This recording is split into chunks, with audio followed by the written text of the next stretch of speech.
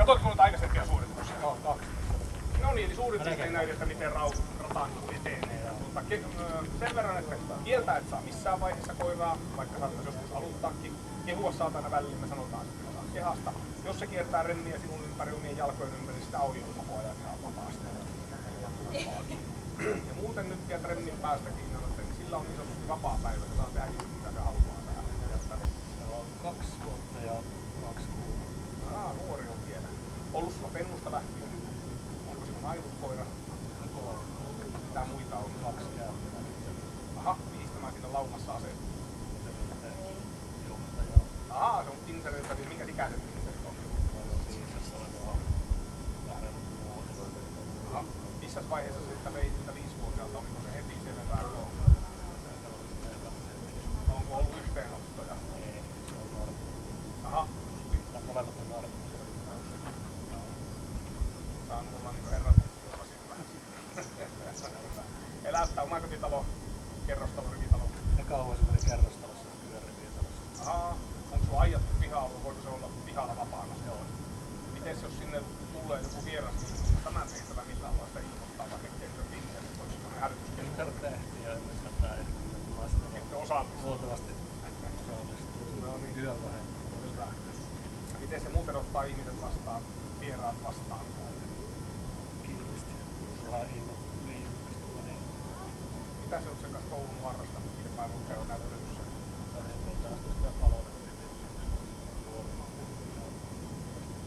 Joo, laukauksia on kuulunut. Miten uusi vuosi ilo tuli ukoon ilmoitteen suuntaan? Aika uusi on sitten kätti alkoi niitä räjäyksen pariskunnan vasta. No niin hyvä. Miten nyt ukoon ilmoja on ollut? Miten se niin on? Ei tarvitse mitään. Millä sieltä yleensä palkitset, jos haluat palkita jollakin? Onko se makupalaa, kehuun? Oletko harrastanut taisteluleikkejä sen kanssa mitään? Katsotaan tuossa miten lähtee leikkimään. Normaali suoritus riittää, jos näyttää, että ei ala ujostelee vähän minun kanssa leikkiä. Itse voit vähän leikittää. Normaali suoritus riittää, että ei tarvitse enempää nähdä, koska me nähdään sitä tuolla muualla. Onko se ollut sulla koskaan missään kaupaneissa esimerkiksi yksinään? Entäs missään mettätilanteessa olet jättänyt puuhun tai johonkin, että se on jäänyt ihan yksin sinne? Ei ole sellaista tilannetta ollut. Seinään joku jäämäisessä perävyyskohteessa, niin ihan outoa. Katsotaan sitä sitten tarvitsen. Onko mitään muuta, mitä haluat kertoa ennen kuin aloitetaan? Hyviä puolia, huonoja puolia, onko mitään sattumuksia, onko ihminen kohdellut sitä epäreilusti koskaan? Ei vaikka on vähän Ei justiin. Kaikki puolin on mennyt. Se nimi on? Viljo. Viljo! No Viljo! Viljo näkyy.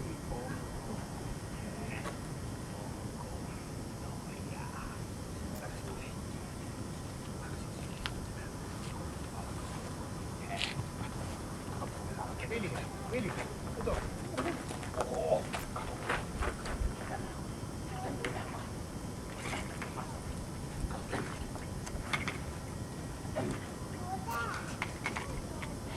Oho! Jee! Oho! Vau! Siinä on pädännyssä puolelle. Ja nyt kumpakin.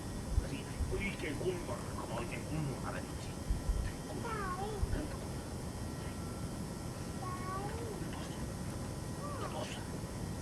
Tuossa.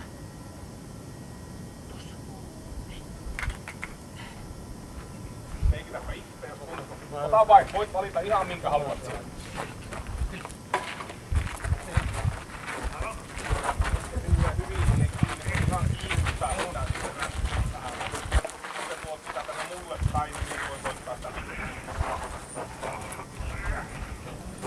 Oho! Nytkö siellä? Nytkö siinä suuntaan?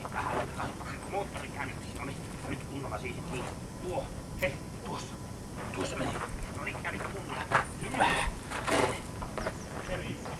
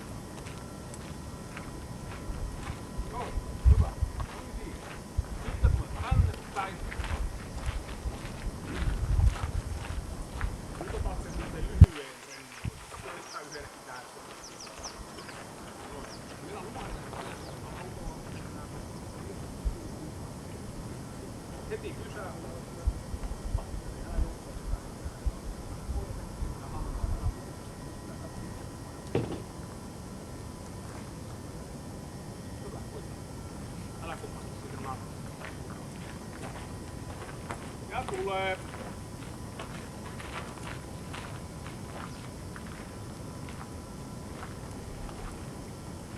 Sähdy!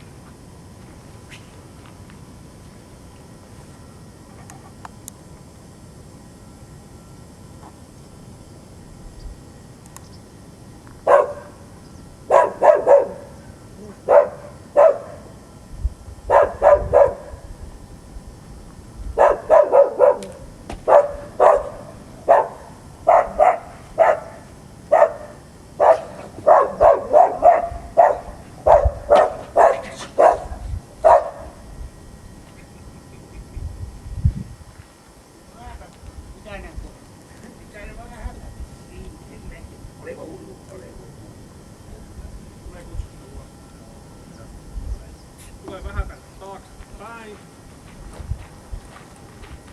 Tästä, kun Reijo antaa luvan.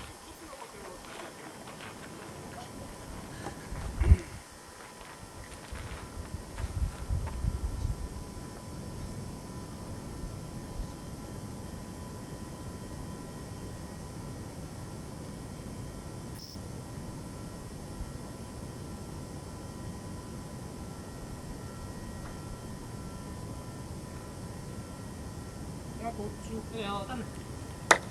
Hyvä. Sitten taas rennin päästä kiinni ja tulet tänne päin.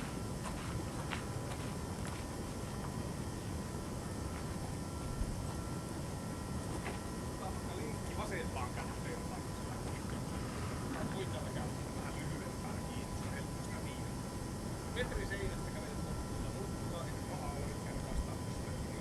Säikäyttää sitä enemmän. Heti kun se on säikäyttänyt. Vie ensin tuolla aika lyhyemmässä, niin se on helpompi viiä. Sitten pikkuisen päästä sitten.